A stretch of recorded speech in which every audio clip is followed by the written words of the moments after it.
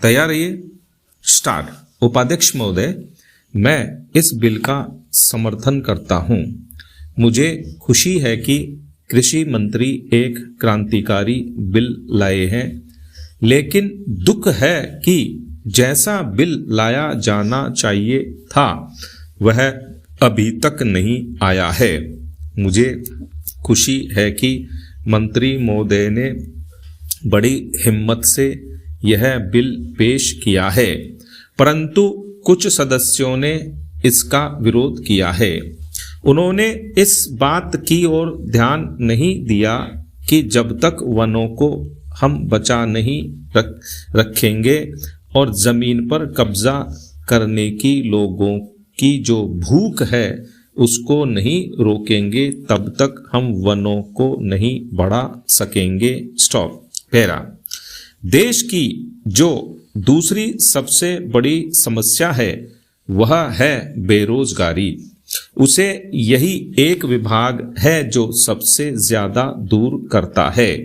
आदिवासी लोगों को, गरीब और पिछड़े लोगों को वनों से ही रोजगार मिलता है।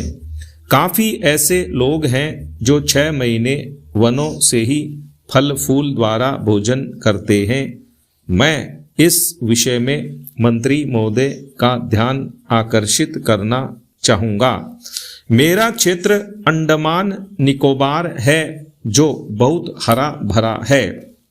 वहाँ काफ़ी जंगल हैं, लेकिन उनको काटा जा रहा है। अगर इसको सही ढंग से रोकेंगे नहीं तो एक दिन ऐसा आएगा जब वर्षा भी वहाँ नहीं होगी। मैंने प्रधानमंत्री जी को इस विषय में जुलाई मास में एक पत्र लिखा था। उसमें मैंने कहा था कि हमारे यहाँ जंगलों की कुछ व्यवस्था की जाए। इसके बाद एक समिति बनी जिसको वहाँ जाकर सारी चीज़ों को देखना था।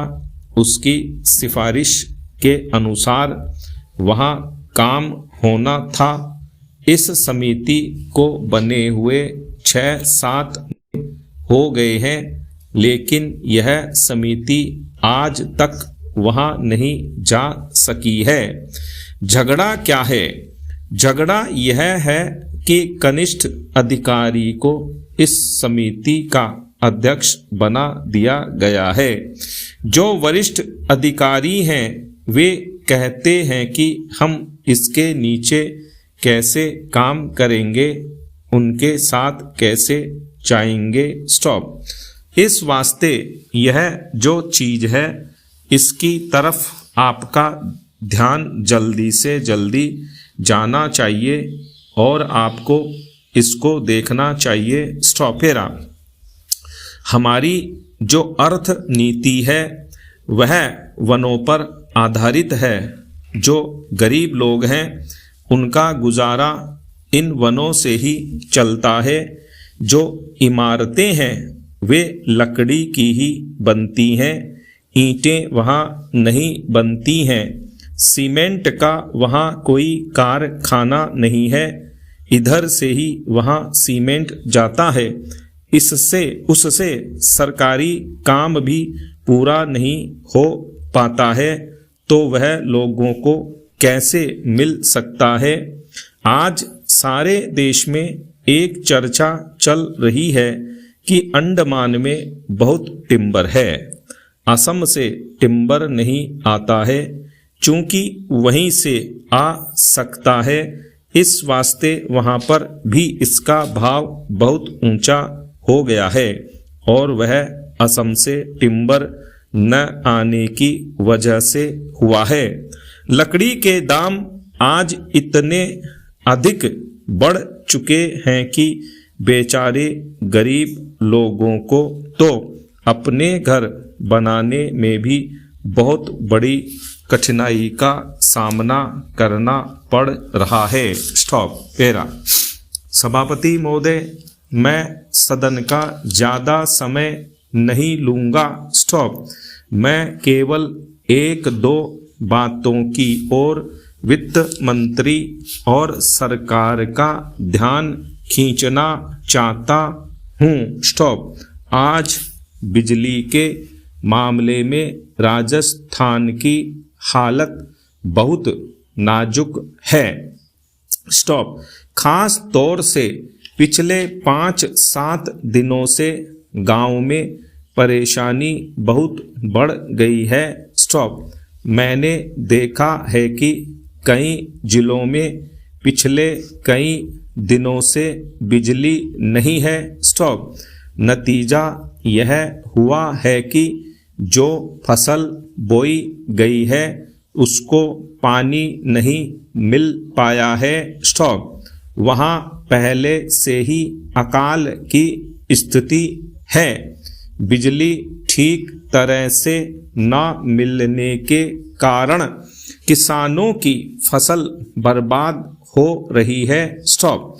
इसलिए बिजली को और अधिक फैलाने की बात को छोड़कर सरकार उसकी पूर्ति को नियमित करे। स्टॉप। फेरा।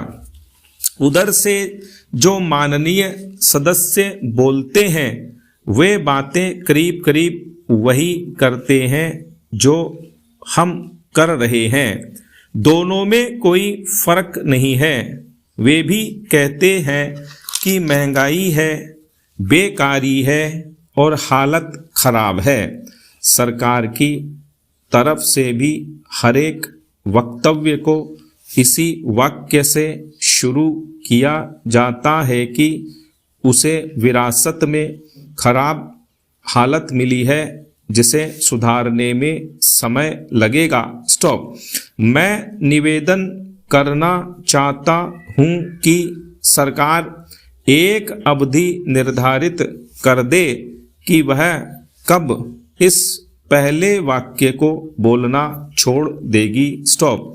हम सरकार का विरोध नहीं करेंगे। स्टॉप। वह हमको भाषण लिखकर दे दे और बता दे कि हम क्या करेंगे। स्टॉप। हम वैसे ही इस सदन में और बाहर जनता के सामने बोलेंगे, लेकिन वह देश की हालत को सुधारे।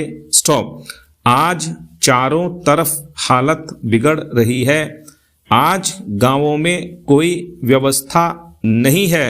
सरकार हम लोगों को कब तक दोष देती रहेगी?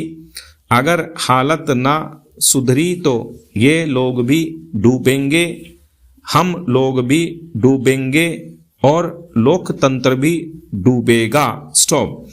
आज गांवों में हालत बहुत खतरनाक ढंग से बिगड़ रही है। मैं बड़ी जिम्मेदारी और गंभीरता के साथ यह बात कह रहा हूं। आखिर सरकार का और हमारा काम एक ही है। कुछ लोग उधर बैठे हैं और हम इधर बैठे हैं, इससे कोई फर्क नहीं पड़ता। स्टॉप। पेरा। हालत सब तरफ से खराब है। बिजली खराब है, कोयला खराब है, तेल नहीं मिल रहा है, किसानों के काम सब तरफ से रुके हुए हैं। गांवों के अंदर इतनी महंगाई बढ़ रही है कि गरीबों के प्राण निकल रहे हैं और आगे यह महंगाई जोर से बढ़ेगी। स्टॉप। गेहूं का उत्पादन कम हो गया है, भाव अभी ऊंचे हो रहे हैं, आगे और भी ऊंचे होंगे। आगे आप फिर कहेंगे कि आयात के बिल बढ़ रहे हैं, पेट्रोल और डीजल के दाम बढ़ गए हैं, तो आप मुसीबत में फंस गए हैं। आप मुसीबत में फंसते हैं तो हमें भी खुशी नहीं होती है। इसीलिए आप गंभीरता से सोचें, कुछ हमसे सहायता लेना चाहते हैं तो लें, जिस तरह से भी लेना चाहते हैं लें। आप जैसा कहेंगे वैसा ही हम जनता से जाकर बोलेंगे। अंत में मैं निवेदन करना चाहता हूं कि आप राजस्थान के लिए जरूर कुछ करें। स्टॉप।